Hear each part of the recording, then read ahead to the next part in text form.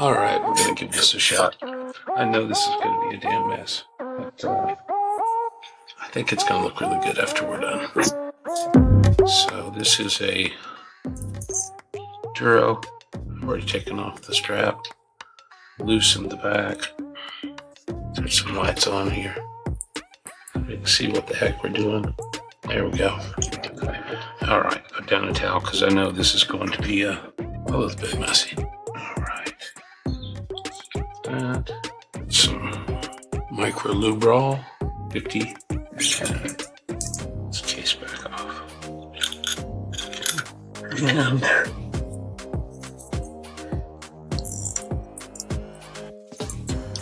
got that. I'll unscrew the crown. I'm going to try to do this without removing the crown. I saw this done without removing the crown, just by getting a little leverage. Got some additional oil we might use as well. There it goes. As soon as you need something, it disappears. This will have to work. This is another 100% silicone oil. Come on, man.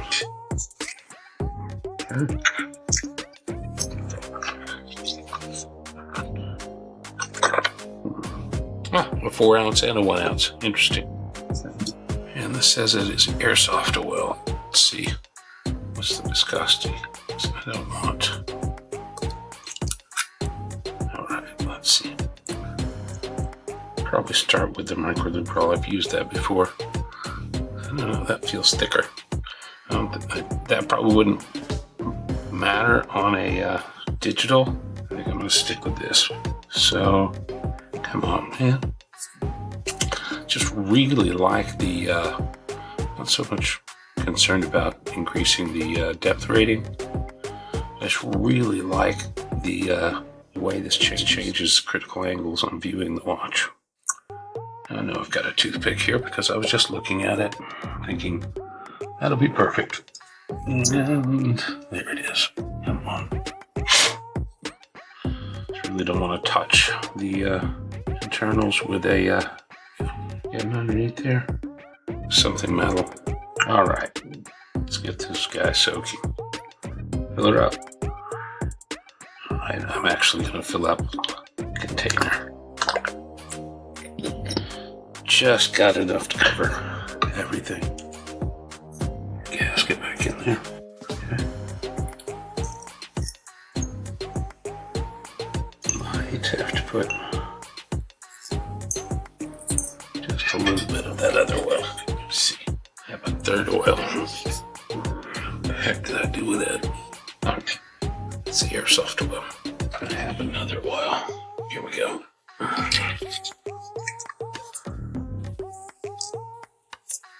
Okay, so this is another 100% silicone, and it is listed as treadmill. Oh, 500. That's not going to work. Not at all.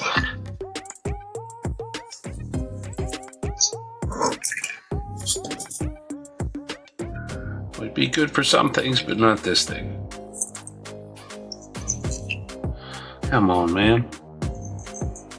Ring. That's the thing with this. I think it's not going to be deep enough. Well, let's see. Let's see if I can even get this sticking thing on without messing up my O-ring or my gasket. All right. You know, I'm just going to screw it on. I'm pretty sure we've got a bubble in there, but let's look at it. See how bad it is. Well. Yeah, that's not gonna fly. We've got a bubble the size of half the dial. It's not gonna fly at all. Alrighty then. We may have to take out the stem, and I may actually have to get more oil. Trying to keep the mess localized. Alright, get out of there. Get that. Oh hell. Such a dork. I forgot to put the movement holder back in. Unbelievable. Leave it set little pin.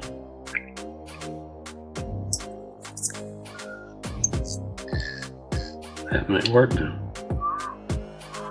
It should just absolutely be flooded. Now let's try this one. Take 2.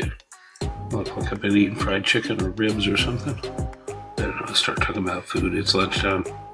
Alright. Absolutely saturated. Come on. Wish I had just a little bit more oil in here. Not even on. I don't think that's positioned properly. There we go. Now we gotta turn it.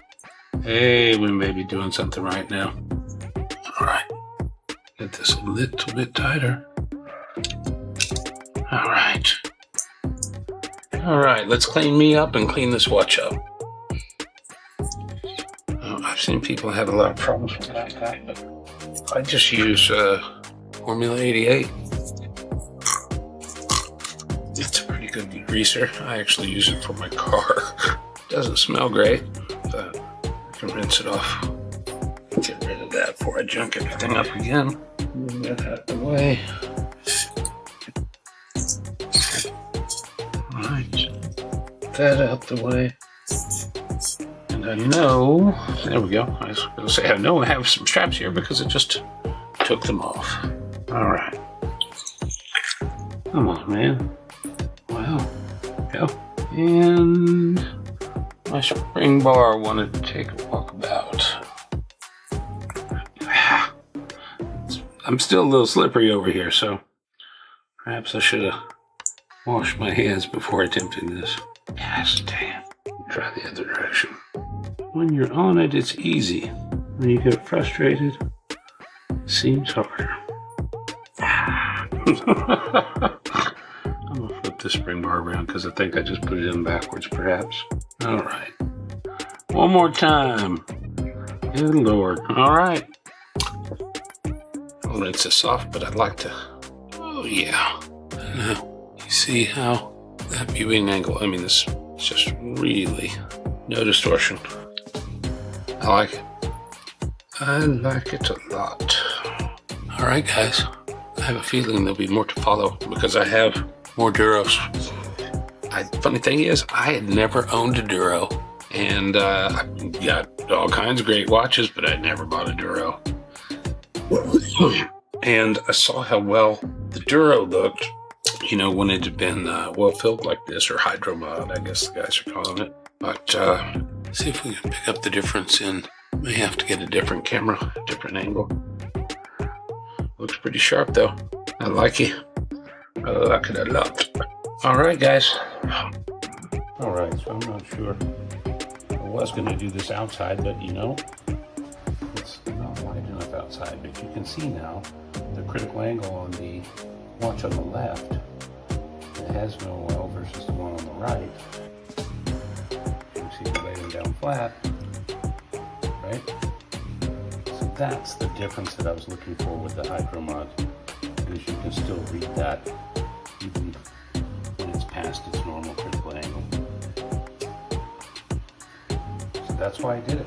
One, it fixes the, improves the critical angle. Two, it supposedly improves the depth rating.